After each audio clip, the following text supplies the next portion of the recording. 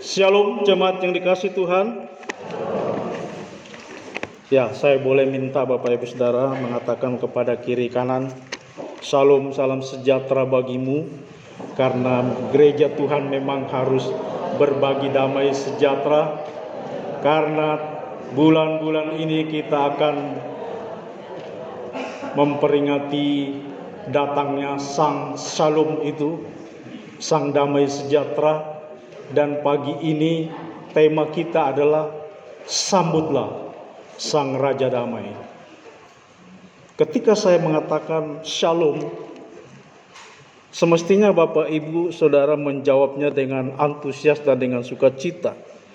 Karena saya menyampaikan Shalom itu berarti saya berdoa supaya Bapak Ibu Saudara tetap dalam keutuhan, karena Shalom itu utuh, bukan sekedar damai sejahtera, bukan sekadar tidak ada perang, tidak ada persoalan, tetapi lebih daripada itu, kita menjadi manusia yang utuh. Jadi Shalom itu bukan sesuatu yang remeh Bapak Ibu Saudara. Dan inilah yang kita renungkan pagi ini dan minggu-minggu ke depan, sampai pada akhirnya kita tiba di perayaan Natal 25 Desember. Baik Bapak Ibu Saudara yang dikasihi Tuhan, tema kita pagi ini sambutlah Sang Raja Damai. Ya, seperti liturgos katakan bahwa hiruk pikuk Natal sudah mulai terdengar, terlihat di mana-mana. Bukan hanya di negara-negara Kristen, tetapi di negara non-Kristen pun. Bahkan saya melihat di YouTube, Bapak Ibu Saudara, di Uni Emirat Arab, pernik-pernik Natal lebih ramai. Dan yang mengucapkan Natal itu bukan orang Kristen, tetapi orang-orang yang tidak percaya Kristus. Mereka tidak ada masalah, tapi Indonesia dilarang mengucapkan Natal. Ya, biarlah mereka, Bapak Saudara. Tidak ada yang minta juga mengucapkan Natal kepada kita, betul? Mau diucapkan atau tidak, kita tetap merayakan Natal. Baik Bapak Ibu Saudara, untuk merenungkan tema pagi ini, mari bersama-sama kita buka Alkitab kita. Kita akan merenungkan Yesaya pasal 9 ayatnya yang kelima. Tetapi supaya lebih komplit, lebih lengkap, saya mengajak kita membaca ayat 1 sampai dengan ayatnya yang ke-7, yang ke-6, ya, sampai ayat ke-6. Yesaya pasal 9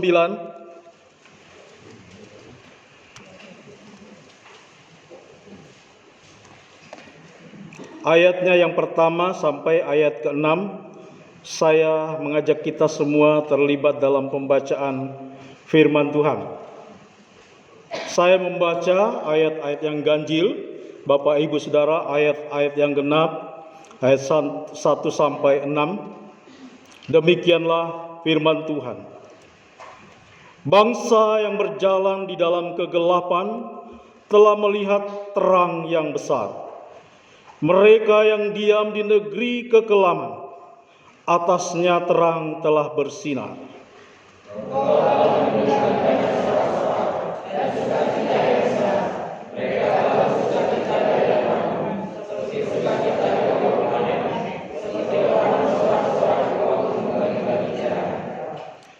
Sebab kuk yang menekan dan gandar yang di atas bahunya, serta tongkat si penindas, telah kau patahkan seperti pada hari kekalahan Midian.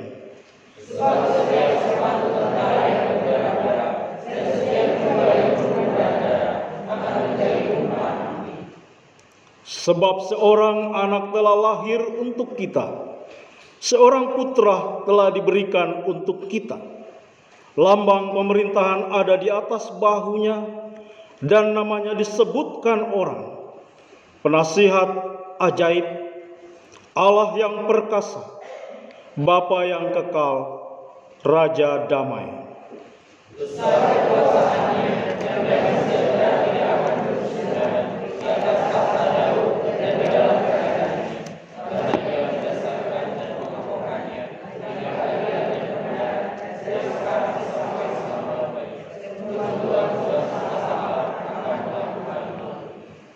Amin. Demikian pembacaan firman Tuhan.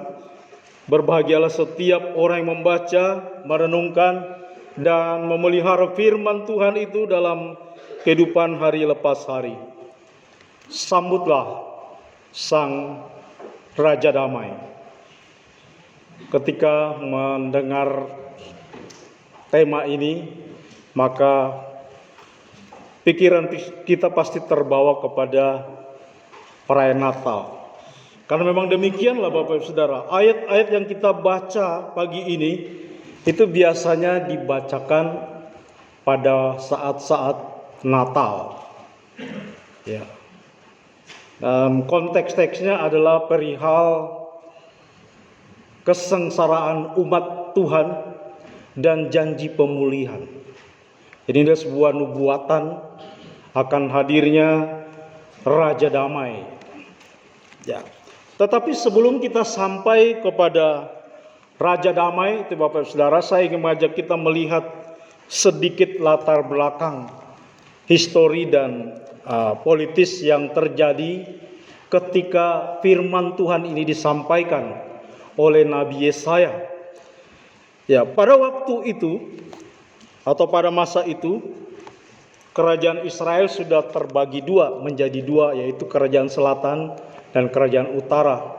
10 suku itu kerajaan Israel dan 2 suku kerajaan Yehuda.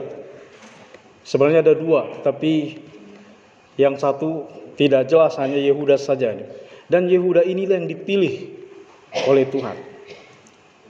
Ya, Yehuda sedang berada di dalam kekelaman, cengkeraman penguasa waktu itu. Karena saudara mereka sendiri, yaitu kerajaan Israel, bersekongkol dengan kerajaan Aram dan ingin menyerang Yehuda. Tujuannya adalah untuk menjatuhkan generasi Daud dan menempatkan raja boneka di sana. Ya.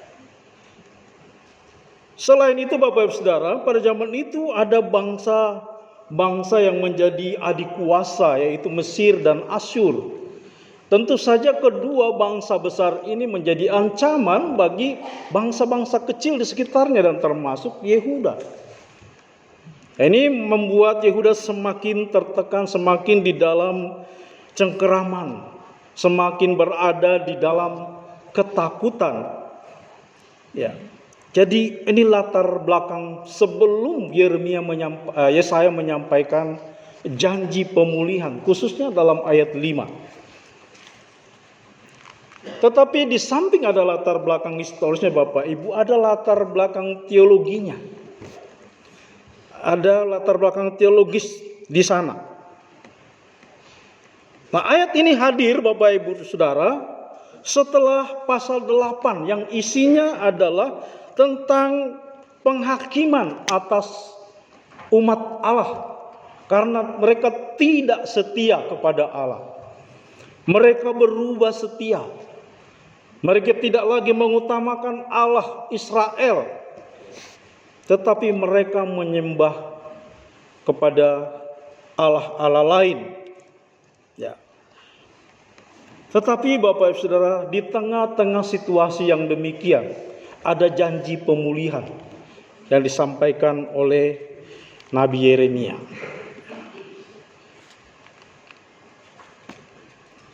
Nah, janji pemulihan itu akan ditandai dengan hadirnya seorang pribadi yang disebutkan dengan Sang Raja Damai. Ya, seorang pribadi yang dikatakan seorang anak telah lahir untuk kita, seorang putra telah diberikan untuk kita. Dan ada identitas mesianis di sana. Ada identitas ilahi yang disandang di sana, disebutkan penasehat ajaib, Allah yang perkasa, Bapa yang kekal, Raja Damai. Itu ada pada diri dari anak yang diberikan kepada kita. Itu latar belakang histori dan latar belakang teologis dari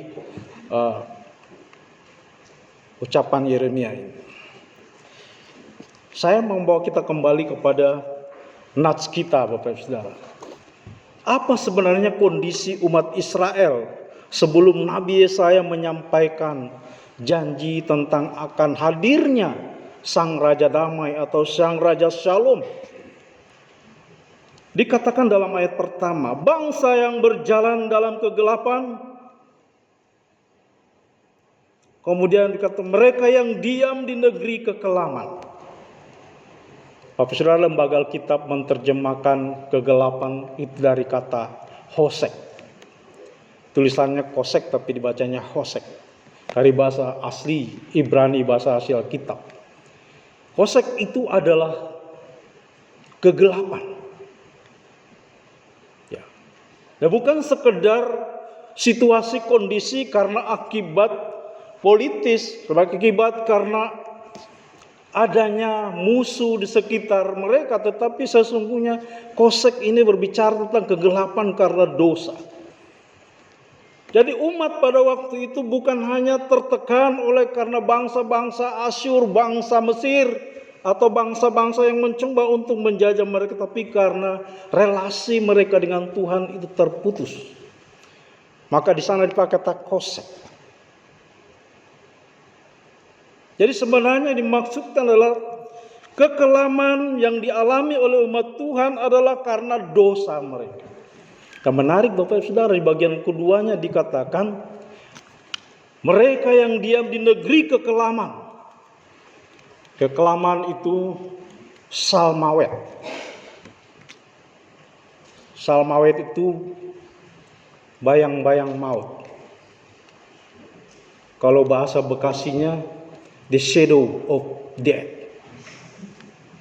Bayang-bayang maut. Ya itu bahasa Bekasinya ya. Jadi Bapak Ibu Saudara, umat Tuhan berada di dalam kekelaman karena dosa. Dan dosa itu Bapak Ibu Saudara, ujung-ujungnya atau pada akhirnya akan membawa kita pada salmawet. Berada di dalam bayang-bayang maut. Dosa membawa manusia berada di dalam kekelaman yang pekat. Dosa mengakibatkan situasi yang sangat gelap dalam kehidupan. Tetapi Bapak Ibu Saudara, di dalam kondisi seperti itu tiba-tiba situasi berubah ketika Yesaya menyampaikan berita bahwa baginya telah terbit terang. Baginya terang telah bersinar. Bayangkan Bapak Ibu Saudara, dari tengah kegelapan yang pekat tiba-tiba muncul sinar.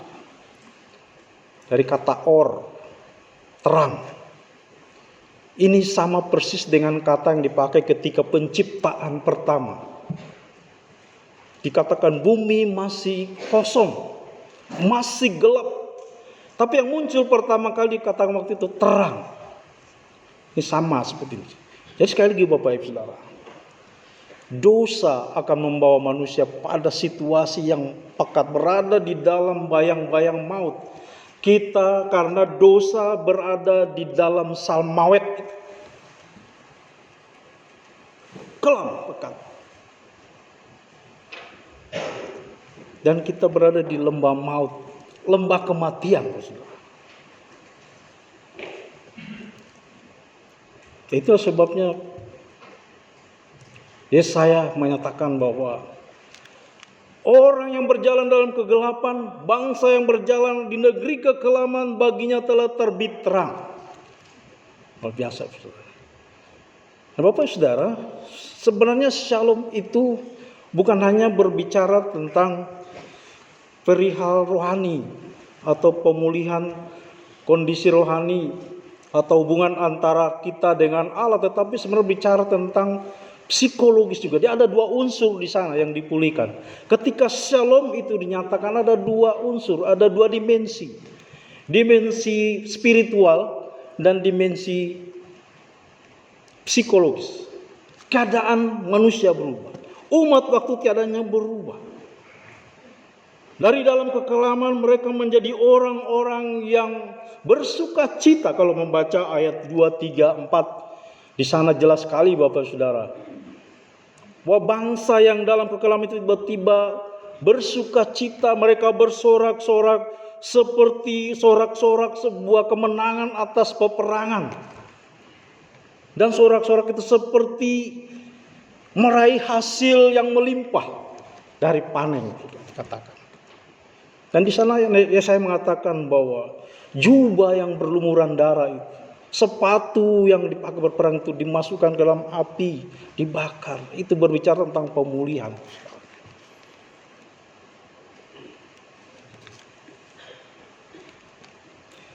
Keadaan berubah dari kekelaman, berubah menjadi sukacita besar. Tapi Bapak Ibu Saudara kasih Tuhan, yang ingin saya katakan bahwa penderitaan umat baik pada zaman Yesaya maupun pada masa kini, ya, bukan hanya karena persoalan politis, persoalan ekonomi, persoalan sosial, tetapi lebih karena relasi dengan Allah, hubungan dengan Tuhan terputus. Itu yang disebut dosa. Dan tahu kan, ada banyak dosa Bapak Saudara, ada macam-macam dosa. Tapi yang paling kita kenal itu adalah dosa hamartia dan dosa anomia. Apa itu hamartia? Hamartia adalah kita menginginkan yang baik, tetapi bukan itu yang kita lakukan. Artinya menyimpang. Jadi hamartia itu menyimpang. Menyimpang dari tujuan Allah. Jadi Tuhan sebenarnya menciptakan manusia itu baik apa adanya. Di Taman Eden mulai menyimpang. Lalu dosa anomia apa? Dosa anomia itu selain kita menyimpang, kita memberontak kepada Tuhan, melakukan perlawanan kepada Tuhan. Bukankah ini kehidupan kita, Saudara? Kita sudah menyimpang, sudah tidak sampai pada sasaran. Tapi kemudian kita melakukan perlawanan kepada Tuhan. Jadi dosa hamartia, dosa anomia itu menjadikan kita menjalani kehidupan yang berada di dalam bayang-bayang maut, dalam lembah kekelaman. Itu sebabnya Rasul Paulus katakan upah dosa adalah maut. Nah, ketika kita berdosa, kita sedang berjalan dalam lembah maut, di lembah kematian. Tetapi menarik Bapak Saudara, Daud menuliskan dalam Mazmur Daud 23. Ini ayat hafalan Bapak Ibu Saudara, saya percaya. Sekalipun aku berjalan dalam lembah kekelaman, aku tidak takut. Nah, kita punya Tuhan. Sekalipun aku berjalan dalam bayang-bayang maut, aku tidak takut karena aku punya gembala yang baik. Jadi Bapak Saudara, ini situasi, ini kondisi umat Allah waktu itu.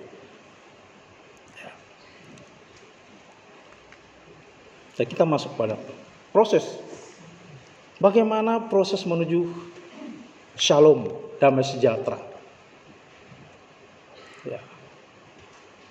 Bagaimana umat sampai kepada damai sejahtera. Nah, Bapak Saudara, pernahkah Bapak Ibu Saudara memikirkan bahwa Yesaya pasal 9 ayat 5 ini khususnya diucapkan oleh Nabi Yesaya kurang lebih 750 tahun sebelum peristiwa Natal pertama di Betlehem.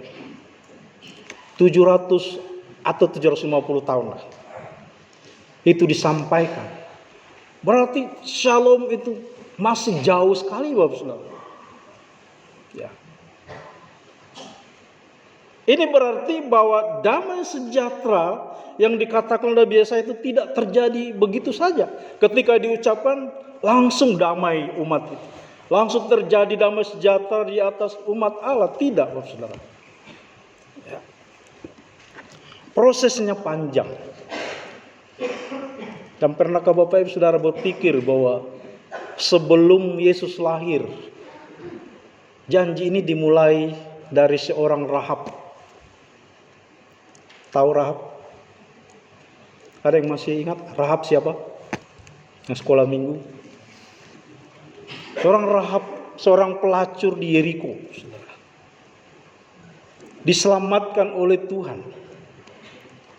Dan dari pribadi inilah dirancangkan damai sejahtera itu. Karena dialah akan melahirkan Isai. Dari Rahab ini akan menurunkan Isai yang menjadi ayah dari Daud. Dan seterusnya dari Daud sampai kepada Yusuf dan Maria. Karena Alkitab berbicara bahwa Mesias akan datang dari keturunan Daud. Nah, bayangkan Bapak Saudara, dari Yeriko sebelum dihancurkan, sebelum rubuh, sudah dirancang damai sejahtera itu melalui Rahab, lalu menikah, melahirkan keturunan berikutnya, sampai pada akhirnya lahirlah Isai ayah Daud.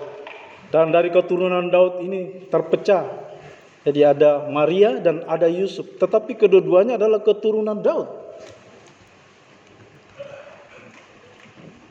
Ya. Jadi Bapak Ibu Saudara,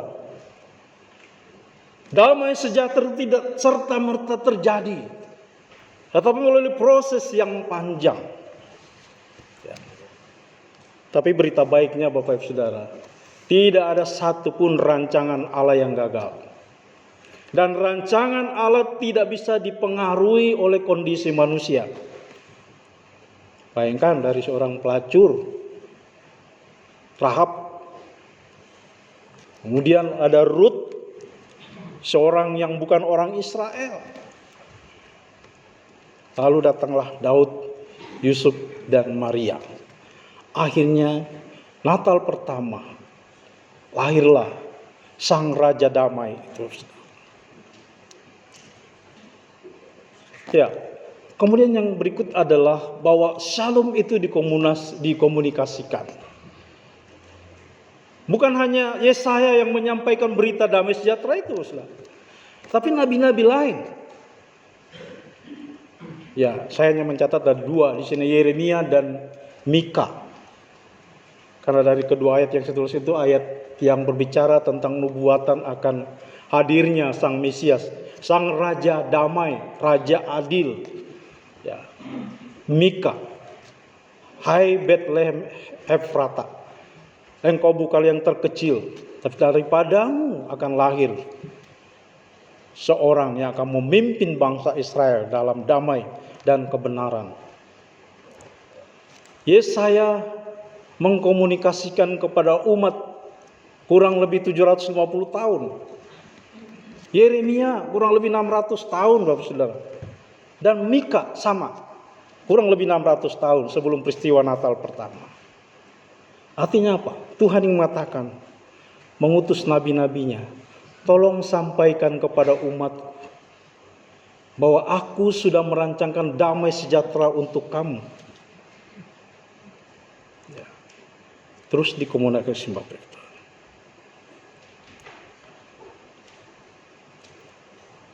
Jadi prosesnya panjang. Damai sejahtera itu tidak serta-merta kita memperingati Natal, wah rambut Sang Raja Damai, otomatis langsung damai. Prosesnya panjang Bapak Saudara. Ya. Oke, kita kembali kepada tema kita. Hari ini kita berada di minggu kedua atau minggu Advent yang kedua. Ya. Advent apa sih Bapak Saudara? Dari kata Adventus, menanti atau penantian. Nah pertanyaannya apa yang kita nantikan? Setiap tahun itu apa yang kita nantikan Bapak Saudara? Apakah kita menantikan, itu adalah seremoni Natal lagi. Wah, pernik-pernik Natal, menghias rumah, ya beli sepatu baru, baju baru, matching dari kepala sampai kaki. Apakah itu yang kita nantikan Bapak Saudara? Bapak Saudara, kita tidak sedang menantikan Natal secara hakikinya, tetapi kita, mengapa? Karena Natal itu sudah berlalu, hanya terjadi satu kali. Natal itu sudah terjadi kurang lebih 2000 tahun yang lalu di Bethlehem. Yesus sudah lahir, Natal itu kan kelahiran. Yesus sudah lahir. Tetapi setiap tahun kita merayakan Natal, apakah itu yang kita nantikan? Apakah perayaannya Apakah euforianya atau apakah segala macam pernak-pernik Natalnya? Bukan, Bapak Saudara. Advent bagi kita, penantian bagi kita sekarang adalah menantikan kedatangan Kristus yang kedua kali atau keempat. Jadi bukan lagi Natal, walaupun kita merayakan Natal. Perayaan Natal hanya mengingat bahwa Juru Selamat Sang Raja Damai itu pernah lahir di dunia. Tapi itu terjadi sekali saja. Dan kalau kita merayakan Natal hanya dengan euforia, dengan hanya pernak-perniknya, hanya dengan seremoninya, maka perayaan Natal itu akan berlalu begitu saja. Tahun ini, tahun kemarin sama saja. Tapi apa sesungguhnya yang ingin kita dapatkan ketika kita mengingat bahwa Sang Juru Selamat Raja Damai itu pernah datang di dalam dunia? Nah, sekarang Bapak Saudara, yang kita nantikan adalah kedatangannya yang kedua kali. Sayangnya sejak firman Tuhan disampaikan bahwa aku akan datang kembali di dalam Kisah Rasul pasal 1, ketika malaikat berkata, "Hai orang-orang Galilea, mengapa kamu melihat ke atas? Yesus yang terangkat ini akan datang kembali dengan cara yang sama." Itu diucapkan sudah lebih dari 2000 tahun. Tapi belum datang-datang juga. Kita tidak boleh mereka-reka, Bapak Saudara. Kita tidak boleh merancang, apalagi memprediksi hari apa, tanggal berapa, bulan berapa, tahun berapa dia akan datang. Tidak ada satupun yang tahu. Karena Yesus berkata tentang hal itu tidak ada yang tahu, anak pun tidak. Kecuali Bapa. Yang dapat kita lakukan dalam masa-masa Advent kita adalah mempersiapkan diri, bersiap sedia. Apakah kita sudah siap ketika Tuhan Yesus datang? Bapak Saudara, banyak orang berkata begini, peristiwa alam banyak terjadi. Bukankah ini tanda-tanda bahwa hari kiamat itu sudah dekat? Bukankah yang lebih rohani lagi menghubungkan dengan Alkitab? Wah, ini kan sudah dikatakan dalam Alkitab, berarti kedatangan Tuhan sudah hampir dekat. Tidak jadi soal, Bapak Saudara. Yang penting adalah apakah kita sudah siap. Kalau hari ini Tuhan datang di GSM, kita sudah siap karena kita ada di sini. Dari rumah tadi kita sudah siap, saya mau beribadah. Tapi Senin, Selasa dia datang, apakah kita siap? Kita nggak ada di gereja, kita lagi mikiran yang lain. Kita tidak lagi menyembah Tuhan. Kita tidak lagi baca Alkitab. Ya. Makanya ibadah sebenarnya adalah sepanjang hari, sepanjang hidup kita, setiap saat. Ya. Jadi kita sedang menantikan kedatangan. Ketika kita masuk masa-masa Advent, mengingatkan kita untuk bersiap sedia, berjaga-jaga. Mana tahu hari ini Tuhan sudah datang, mana tahu besok dia datang. Selalu berjaga-jaga, karena Alkitab juga katakan kedatangannya seperti pencuri. Dan tidak ada satupun orang yang tahu kapan pencuri akan datang.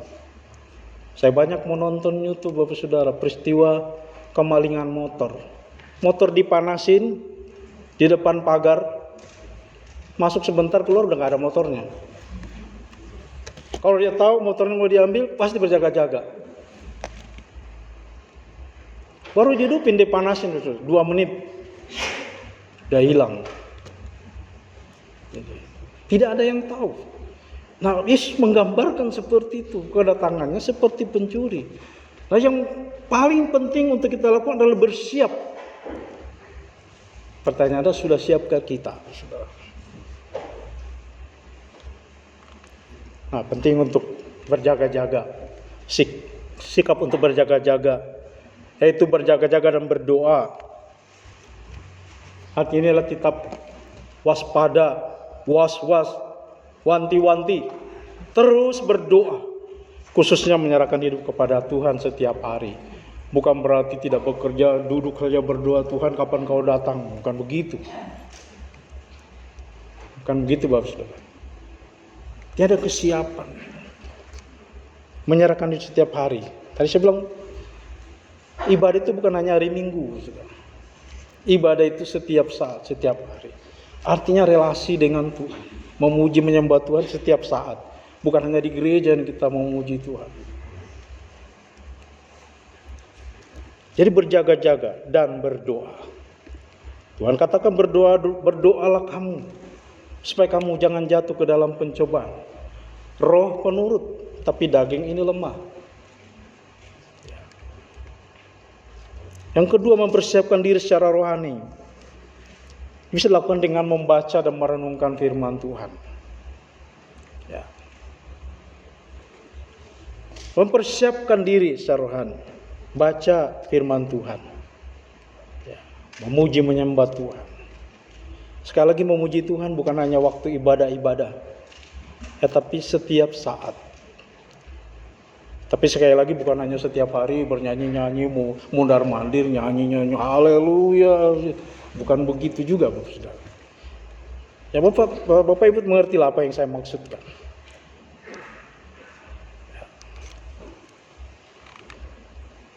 Hidup dalam kasih. Tapi kasih kepada Allah harus diwujudkan dalam wujud kasih kepada sesama. Kita tidak bisa bilang aku mengasihi Allah. Aku mengasihi Engkau Yesus dengan segenap hatiku, tapi kita membenci orang lain. Kita tidak mau memaafkan orang lain. Kita tidak mau mengampuni orang lain. Ya nggak nyambung, Bapak Saudara. Salib ini kan vertikal dan horizontal. Kasih kepada Allah harus diwujudkan kepada kasih sama. Bisa dengan memberikan makanan mereka berkekurangan. Memberikan pakaian mereka yang tidak punya pakaian. Mengunjungi yang sakit. Mengunjungi orang dalam penjara. Itu semua yang diperintahkan oleh Tuhan Yesus. Saudara. Bersyukur karena tema Natal kita dan acara Natal kita kemarin Christmas Carol. Salah satu wujud kecil. Meskipun itu masih dalam lingkup kita. Tetapi ini sudah satu langkah yang baik. Berbagi sukacita. Membagi kepada mereka yang membutuhkan. Ke depan sekiranya lebih diperluas lagi. Mungkin kita cari gereja yang benar-benar tidak mampu lalu kita bernatal bersama di sana. Atau tidak cari pos PIGS, RI, siapapun yang memang terbatas dari soal dana. Kalau kita punya dana, kita merayakan Natal di sana bersama-sama. Boleh nggak kita hanya ibadah Natal di sini, perayaannya di sana? Rela nggak? Wah, kayaknya berat nih kalau di Bekasi.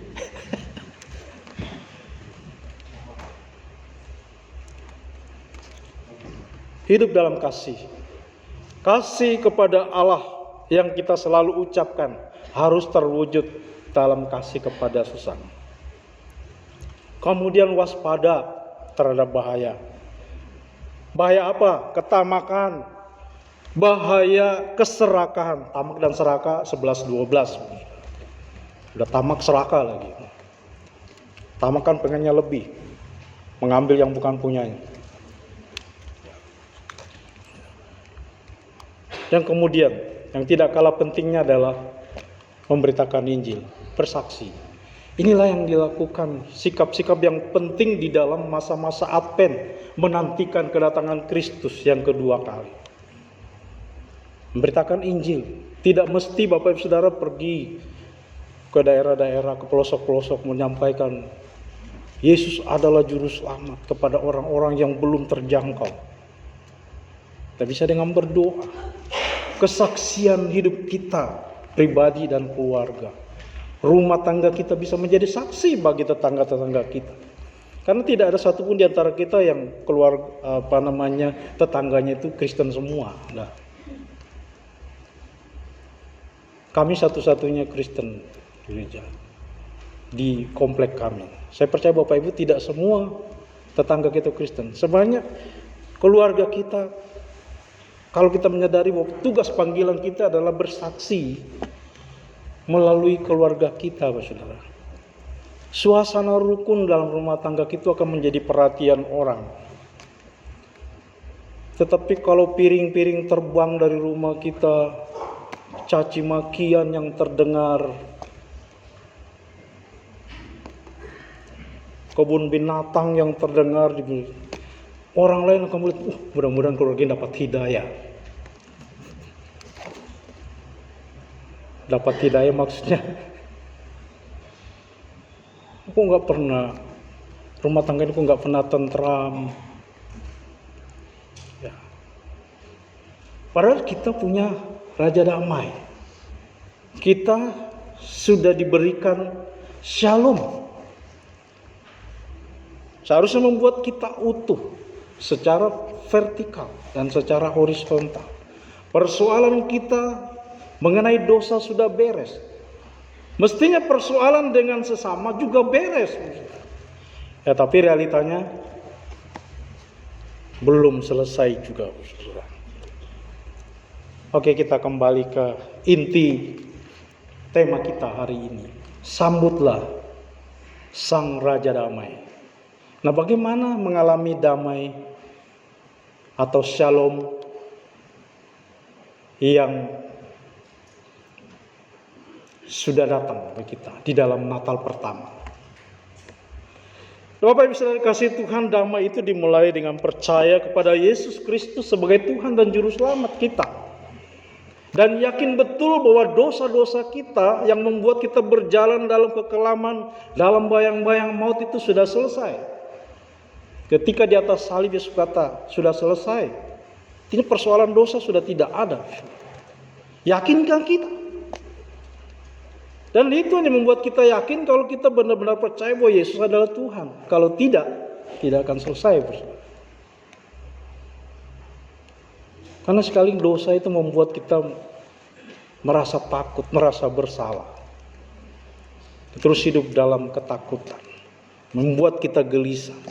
Tapi Yesus katakan sudah selesai.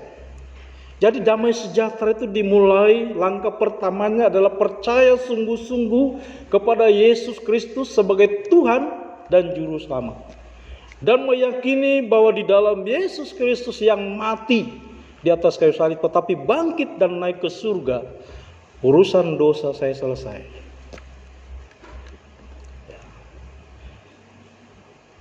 Jadi yang pertama, untuk memiliki damai sejahtera, percaya sungguh-sungguh. Apakah Bapak Saudara sudah yakin betul bahwa Yesus adalah Tuhan dan Juru Selamat? Semakin ke sini Bapak Saudara, semakin banyak pengajaran yang mengajarkan Yesus bukan satu-satunya. Karena itu Bapak Ibu Saudara harus hati-hati. Tadi di dalam sikap waspada dalam menanti kedatangan Tuhan, waspada, jaga-jaga. Semakin ke sini semakin banyak aliran. Saya sebenarnya pengen menayangkan video. Ada 5 gereja yang mengaku gereja tetapi sebenarnya bukan gereja. Ya, tapi nanti kebanyakan waktunya. Nanti saya diprotes boxu kelamaan. Lain kali saja saya tayangkan. Ada 5 gereja yang kelihatannya Kristen, ada salibnya. Ya, tapi sebenarnya membawa kita kepada maut. Lain kali saya tayangkan, saudara. Jadi pertama, mulai dengan mengimani Yesus adalah Tuhan dan Juru Selamat. Yang kedua, berdoa dan percaya penuh. Kalau orang Ambon bilang, supaya ada damai kita harus tikam lutut. Bukan berarti kita lutut diruncingkan lalu ditanam. Tikam lutut itu berarti berlutut lalu berdoa. Pak Isa tahu persis istilah itu. Ale harus tikam lutut berdoa supaya ale damai sejahtera. Kalau seng itu makan seng kenyang, seng makan kenyang. Seng kan mati ya makan seng ya. Artinya tikam lutut, berlutut berdoa. Bagaimana mau damai sejahtera? Sudah doa kita hanya Senin Kemis. Doa kita sangat sedikit sekali. Bagaimana mau damai sejahtera? Tidak mau berdoa, tidak mau baca firman, malas bersekutu, malas gereja. Kecewa dengan saudara seiman, tidak mau gereja. Kecewa dengan boksu, tidak mau gereja. Jangan lihat boksunya, lihat di atas. Boksu manusia, majelis manusia. Ya. Tidak ada yang sempurna. Dan Bapak Saudara tidak bisa bilang saya mau pindah ke gereja sana sempurna. Saya mau bilang selagi gereja itu dipimpin oleh manusia ada kekurangannya. Mau gereja sebesar apapun ada kekurangan karena dipimpin, diatur oleh manusia.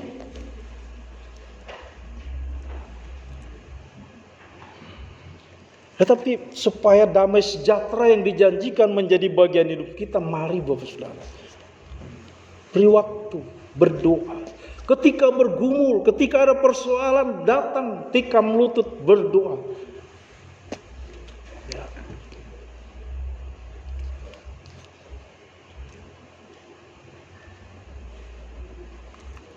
Kemudian yang berikut, bagaimana mengalami shalom.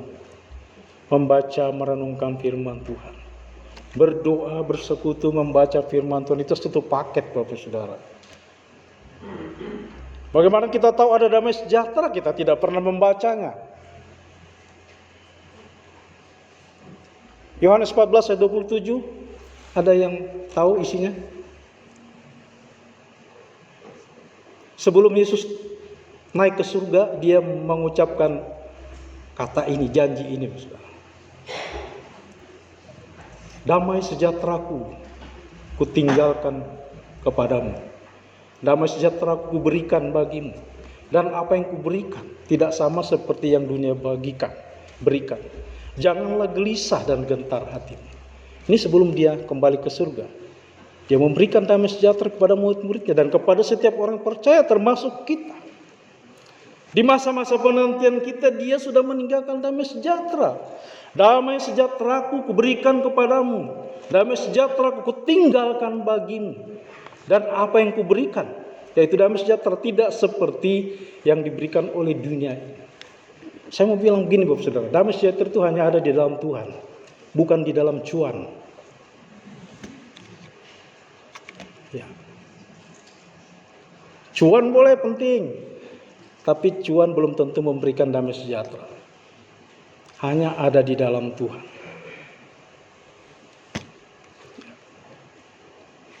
Saya butuh cuan, Bapak Saudara. Bapak Ibu semua butuh cuan. Tapi yang paling kita butuhkan adalah Tuhan. Kadang-kadang sebut Tuhan berubah jadi cuan. Cuhan, hilang ahanya jadi cuan. Jadi sekali lagi, damai sejahtera itu hanya di dalam Tuhan. Kan ukuran dunia sekarang kan uang, cuan. Jadi uang tidak memberikan jaminan damai sejahtera. Para koruptor itu memang cuannya sedikit. Banyak Bapak Saudara, miliaran, puluhan, ratusan miliar. Tapi masih nyolong juga. Punya rumah lebih dari satu, ada yang dua, ada yang tiga, punya villa. Tapi mereka tidak senang tinggal di rumahnya, tidak damai sejahtera di rumah. Lebih senang tinggal di penjara, Saudara. Betul.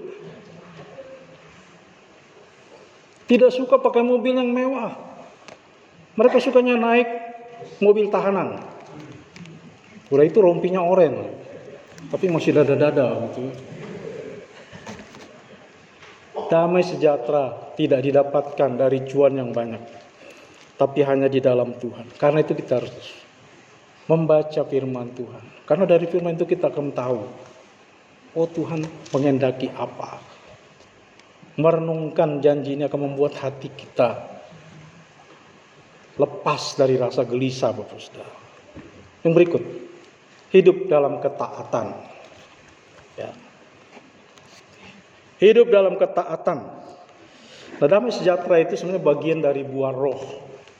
Dalam Galatia 5 ayat 22 Saudara, dan 23. Kasih, sukacita, damai sejahtera. Nah, sebenarnya roh itu sudah ada di dalam hati kita. Tapi mengapa kita tidak damai? Mengapa kita tidak pernah merasa damai? Adanya gelisah aja, ya takut aja, adanya khawatir aja, adanya curiga saja gitu. Tidak ada damai. Padahal roh ada di dalam diri kita. Mengapa saudara? Karena kita tidak taat, Bapak Saudara. Ketika kita taat dan hidup sesuai dengan kehendak Tuhan, maka kita akan punya hubungan yang harmonis dengan Allah. Dan itu pasti membuat kita memiliki damai sejahtera, tentram. Kita boleh punya relasi dengan orang-orang sekitar kita, yang punya jabatan, yang punya posisi, yang punya pengaruh, tetapi belum tentu itu membuat kita memiliki damai sejahtera. Tetapi ketika kita memiliki hubungan yang harmonis dengan Sang Pencipta, Sang Raja Damai, itulah yang akan membuat hati kita menjadi damai sejahtera. Kemudian yang berikut, memiliki komunitas iman. Ini bicara tentang gereja, bicara tentang persekutuan. Sebenarnya gereja itu adalah tempat orang berbagi, terbuka, bukan tertutup. Sebenarnya kita ini adalah komunitas yang harusnya saling terbuka satu dengan lainnya. Artinya kita berbagi, kita sharing. Oh, aku punya pergumulan. Nah, dari situ kita akan mendapatkan kekuatan dari saudara-saudara kita yang lain. Artinya kita tidak bergumul sendiri, ada saudara-saudara kita. Tapi bagaimana mungkin saudara mendapatkan itu ketika menjauhkan diri dari pertemuan-pertemuan ibadah? Itu penulis Ibrani memperingatkan, janganlah kita menjauhkan diri dari pertemuan-pertemuan ibadah kita seperti yang dibiasakan oleh orang-orang lain. Sebaliknya mari kita saling mendorong supaya kita saling menguatkan, saling membangun, sambil kita menantikan kedatangan Kristus yang kedua kali. Jadi tujuan kita bekerja untuk saling membangun, bukan saling mencurigai, bukan saling menuduh. Jadi saya berharap kita sebagai GSR, anggota GSR Bekasi, kita adalah orang-orang yang saling menopang, saling mendukung, saling membangun satu yang lain. Bukan saling menjatuhkan.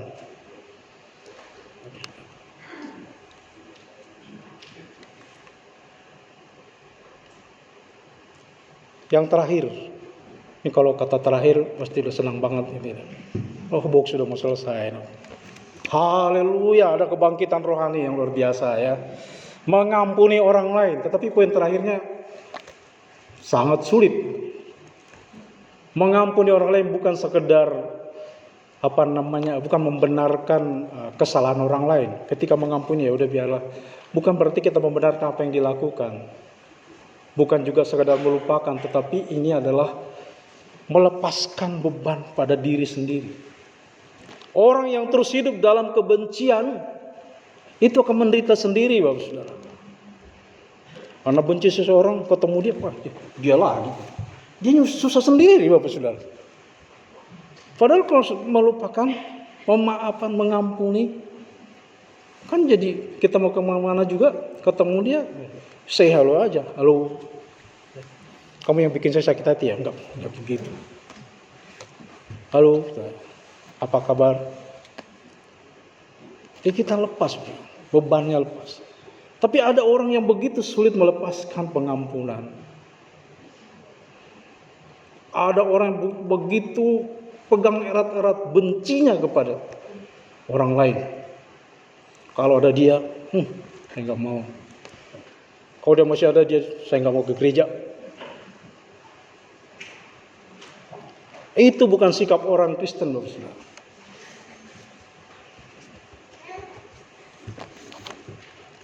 Saya sedih